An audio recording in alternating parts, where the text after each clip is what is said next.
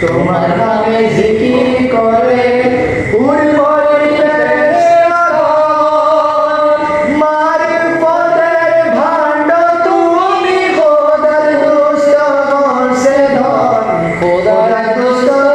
সে ধন আছে যত মহাজ্ঞানী আছে যত মহাজ্ঞানী গাইতে শুনি তোমার গান